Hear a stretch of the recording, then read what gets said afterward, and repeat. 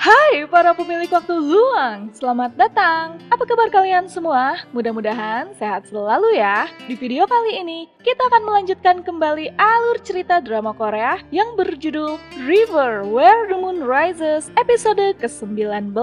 Di episode lalu, renggangnya hubungan antara Pyeonggang dan Rajawon rupanya disebabkan karena sang adik iri pada Pyeonggang yang serba bisa dan terampil. Rajawon pun lantas mencabut gelar militer Pyeonggang dan meminta kakaknya itu untuk memanggil Ondal kembali ke istana untuk ia angkat menjadi komandan perang. Pyeonggang pun dilema, namun karena rindu, Pyeonggang pun akhirnya mengunjungi Ondal di Lembah Hantu dan mendapati Ondal yang diam-diam juga sangat merindukan Pyeonggang. Sekembalinya ke istana, Pyeonggang dikejutkan dengan kedatangan Gogun yang rupanya kini tengah menjalankan misi sebagai utusan dari negeri Silla. Pyeonggang pun meminta Rajawon untuk tidak gegabah mengambil keputusan untuk menghukum Gogun. Karena jika itu terjadi, maka akan menyulut perang antara negeri Silla dan negeri Goryeo. Keputusan apakah yang akan diambil Rajawon? Penasaran dengan kelanjutan kisahnya?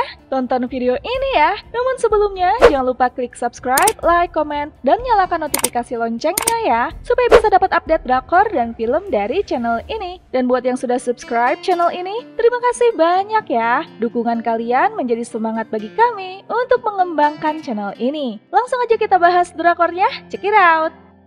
Ya, rupanya Gogun masih belum bisa move on dari sosok Pyeonggang. Kedatangannya ke Goryeo ternyata demi bisa melihat Pyeonggang lagi. Namun, sikap dingin Pyeonggang membuat Gogun jadi tidak bisa menahan diri. Haemoyong yang diam-diam menguping pun lantas menerobos masuk dan mencoba menenangkan Gogun. Yang mana kehadiran Haemoyong menjadi alasan bagi Pyeonggang untuk segera pergi dari ruangan itu.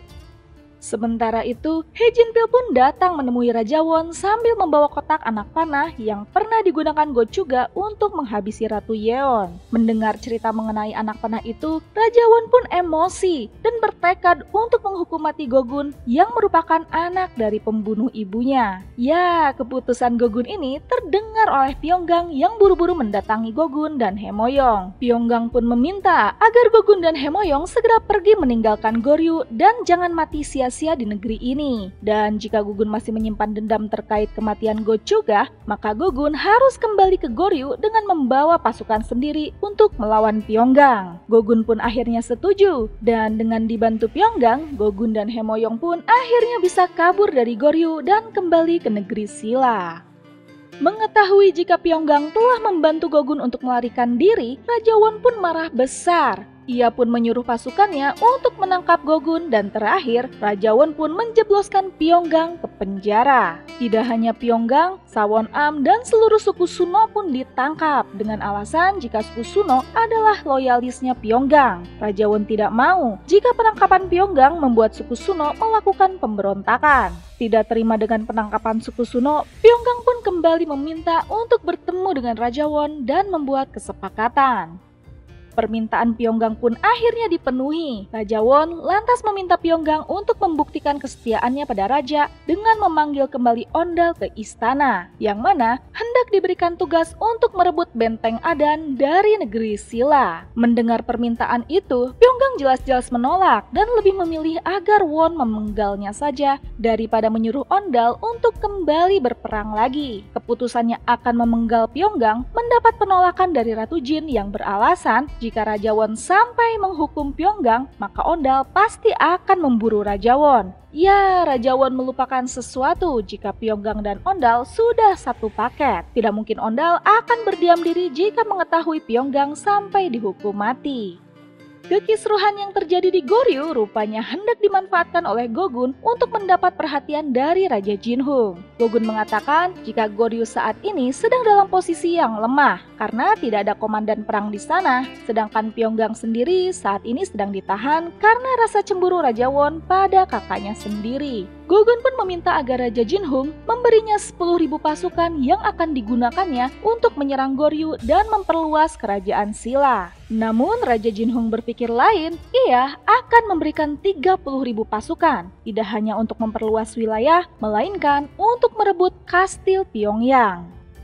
Keputusan Gogun untuk menyerang Goryeo mendapat penolakan dari Haemoyong yang mengetahui jika misi Gogun sesungguhnya adalah untuk menaklukkan Goryeo dan mendapatkan Pyonggang. Ya, Haemoyong mengetahui jika misi Gogun ini adalah misi bunuh diri. Haemoyong sangat mencintai Gogun dan tidak ingin jika Gogun sampai gugur. Lagi pula saat ini Pyonggang hendak dieksekusi oleh Raja Won karena telah membantu Gogun untuk kabur. Jadi percuma saja. Namun, apapun alasan yang diucapkan Haemoyong tidak membuat Gogun menyerah dan akan tetap menyerang Goryeo.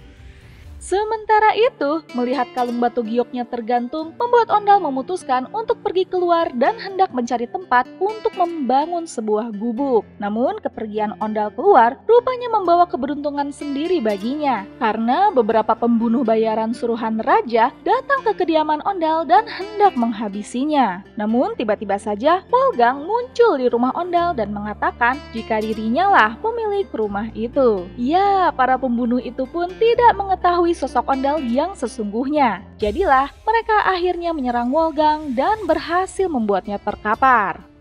Ondal yang baru saja tiba di rumahnya pun dikejutkan dengan keadaan rumah yang awut-awutan serta ia menemukan gelang tasbih milik Wolgang. Ondal pun berlari ke hutan dan mendapati Wolgang sudah tidak bernafas. Terpukul, Ondal pun lantas menggali kuburan untuk Wolgang. Namun tiba-tiba saja ia dikejutkan oleh Wolgang yang bangkit kembali. Ya, rupanya dengan kekuatan Si yang dimilikinya, Wolgang bisa ngeprank para pembunuh yang hendak menghabisi Ondal dengan berpura-pura tewas. Setelah Wolgang berpura-pura mati seperti tadi, pastilah para pembunuh itu tidak akan lagi mengejar pemilik rumah itu yang sesungguhnya adalah Ondal. Ondal pun bingung, kenapa raja hendak menghabisinya? Jika Ondal saja hendak dihabisi, pastilah terjadi sesuatu yang buruk pada Pyonggang. Ya, Wolgang pun akhirnya mengatakan jika Pyonggang hendak dipenggal oleh Raja Won karena raja curiga akan kesetiaan Pyonggang padanya. Selain itu, Pyonggang tidak mau membujuk Ondal untuk kembali dan membantu untuk merebut benteng Adan. Jadilah Pyonggang kini hendak dieksekusi. Ondal pun berpikir sejenak dan sebelum Wolgang pergi, Ondal pun mengajukan sebuah permintaan pada Wolgang. Permintaan apa ya? Ya, diam-diam, Won pun mengunjungi Pyonggang di penjara dan meminta agar Pyonggang mau membujuk Ondal untuk kembali dan membantu Goryeo untuk merebut benteng Adan. Dengan begitu, dirinya akan mengampuni Pyonggang. Namun, Pyonggang yang sudah berjanji untuk tidak meminta Ondal berperang lagi, menolak tawaran Raja Won dan memilih untuk dieksekusi saja. Hari eksekusi pun tiba. Dengan tubuh terikat di kursi, Pyonggang sudah pasrah. Namun tiba-tiba saja keributan terjadi. Rupanya Ondal yang telah menggunakan baju jirahnya pun datang dan berhasil menghentikan proses eksekusi Pyonggang. Ondal pun dengan lantang mengatakan jika ia akan kembali berperang untuk merebut benteng Adan. Berita pembatalan eksekusi Pyonggang membuat Sawon Am, Pungge, dan Tarajin yang sudah lulus pun akhirnya jadi semangat lagi. Sawon Am dan Jenderal Yeon pun lantas mendatangi aula kerajaan yang mana sudah ada Ondal di sana yang tengah meminta agar Raja Won mau membebaskan Pyonggang. Dan balasannya, Ondal meminta agar Raja Won memberikan 5.000 prajurit untuk merebut benteng Adan, benteng Garipyeong, dan benteng Jungryong. Namun, mengingat pasukan Goryeo masih dalam pemulihan setelah berperang dengan negeri Baekje, maka Raja Won hanya akan memberikan 3.000 prajurit saja. Negeri Silla aja mau menggelontorkan 30.000 pasukan untuk berperang, ini Ondal malah minta 5.000 pasukan aja. Belum lagi di courting sama Raja jadi 3.000 pasukan aja. Duh, kumaha ya? Setelah Pyonggang dibebaskan, ia bersama Ondal pun lantas menghadap Raja Won di ruangannya. Pyonggang meminta agar raja membatalkan perintahnya untuk mengirim Ondal berperang dan menyerahkan urusan untuk merebut benteng Adan padanya saja. Namun Ondal menolak dan kekeh agar ia saja yang dikirim ke medan perang. Wuyeng mendengarkan pasutri di depannya ini saling berkorban, Raja Won pun memutuskan untuk mengirim Ondal dan Pyonggang ke medan perang bersama-sama saja demi bisa mewujudkan keinginannya untuk menyatukan 3 kerajaan. Jadi adil ya. Keputusan Raja Won mengirim Ondal dan Pyonggang untuk merebut benteng Adan membuat Ratu Jin mengirim pesan diam-diam pada Haemoyong. Ratu Jin meminta agar Haemoyong bisa bertindak untuk menggagalkan Pyonggang dan Ondal dalam upayanya mengambil alih benteng Adan. Karena jika mereka berdua berhasil, maka rakyat Goryeo akan semakin menyukai Pyeonggang dan Ondal sehingga bisa menghambat Pangeran Gyeonmu untuk bisa menguasai Goryeo. Pertukaran pesan antara Haemoyeong dan Ratu Jin pun akhirnya diketahui oleh Go-gun. Ia pun mengerti kenapa Ratu Jin mau memihak Go-gun dan memberi saran pada Raja Won untuk membiarkannya kembali ke negeri Silla dengan selamat. Rupanya diam-diam Ratu Jin tengah bekerja sama dengan Haemoyeong untuk saling bertukar info. Haemoyeong pun berbohong jika surat itu berisi pesan jika Raja Won tengah memerintahkan pasukan untuk memperkuat keamanan di sekitar ibu kota. Kenapa Haemoyeong berbohong ya? Hari pelepasan pasukan ke medan perang pun tiba. Dua pasutri akan memimpin perang, yaitu Ondal dan Pyeonggang, serta Pungge Tarajin. Namun di istana, Ratu Jin pun kembali mendapat pesan dari Haemoyeong jika prajurit Silla akan segera berangkat untuk melawan pasukan Goryeo dengan kekuatan penuh di Benteng Adan. Dan dipastikan Putri Pyeonggang dan Ondal tidak akan selamat. Namun belum sempat Ratu Jin membakar surat itu, Pangeran Gyeonmu datang. Dan dengan kecepatan tangan ala ninja, Ratu Jin pun menyelipkan surat itu pada sebuah buku yang ada di meja. Sialnya, buku yang ada di atas meja itu adalah buku pelajaran milik Gyeonmu yang kini malah tengah dibawa ke ruangan Raja Won. Dan benar saja, surat itu pun terpampang nyata dan akhirnya dibaca oleh Raja Won. Mengetahui jika Ratu Jin telah menjual informasi pada negeri Silla, ditambah lagi nyawa kakaknya kini tengah terancam di medan perang, Won pun murka. Ia pun langsung menangkap Ratu Jin dan mengadilinya di aula kerajaan. Sementara itu, Ondal dan Pyeonggang pun telah tiba di perbatasan dan tengah menyusun strategi perang. Melihat Ondal yang tampak cemas, Pyeonggang pun langsung bersender manja pada Ondal. Ya, Ondal pun menyadari di balik sosok tangguh Pyeonggang rupanya ada sisi manja pada dirinya. Pyeonggang pun lantas mengatakan jika kelak mereka punya anak, Pyeonggang ingin agar anak pertamanya adalah seorang perempuan agar bisa membantunya di rumah, sedangkan anak keduanya adalah laki-laki dan anak ketiganya Pyeonggang menginginkan anak perempuan lagi. Mendengar harapan-harapan Pyeonggang akan masa depan, Ondal pun jadi luluh dan gak jaim-jaim lagi. Ia langsung memeluk Pyeonggang.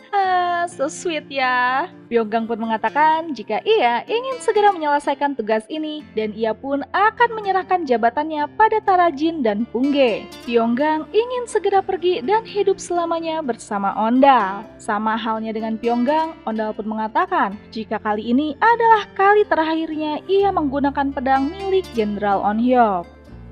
Sementara itu di negeri Silla, Go-gun pun dikejutkan dengan keputusan mendadak Raja Jinheung yang batal memberinya wewenang untuk memimpin pasukan perang. Loh, kenapa? Ya, rupanya Haejiwol melaporkan pada Raja Jinheung jika sesungguhnya Go-gun sangat mencintai Pyeonggang. Alasan utamanya untuk berperang hanya ingin menghancurkan Goryeo dan menjadikan Pyeonggang sebagai miliknya. Alasan itu membuat Raja Jinheung mencabut wewenang Go-gun dan memutuskan untuk pergi memimpin perang sendiri karena Raja Jinheung ingin melawan Ondal dan Pyeonggang seorang diri. Keputusan Raja Jinheung ini membuat Go-gun jadi emosi jiwa karena misinya untuk membalas dendam pada Pyeonggang, misinya untuk mendapatkan Pyeonggang, misinya untuk bunuh diri di medan perang, dan misi-misi lainnya harus berakhir di tangan Haemoyeong yang meminta Haejiwol untuk melaporkan semuanya pada Raja Jinheung. Sementara itu, perang telah dimulai. Ondal pun meneriakkan semangat berperang pada pasukannya. Bersama-sama dengan Pyeonggang, Ondal pun berjuang untuk merebut kembali Benteng Adan demi bisa mendapatkan kebebasan untuk hidup bersama Pyeonggang. Dan episode ke-19 pun selesai. Gimana nih para pemilik waktu luang? Tinggal satu episode lagi ya. Kebersamaan kita bersama Dalgang akan berakhir. Namun bagaimana ya nasib mereka berdua? Akankah mereka selamat dalam peperangan ataukah seperti ketakutan Ondal selama ini? Kebersamaan mereka hanya akan membuat mereka kehilangan satu sama lain. Penasaran dengan kelanjutan kisahnya? Nantikan episode terakhirnya ya. Dan terima kasih telah menonton channel ini. Dadah!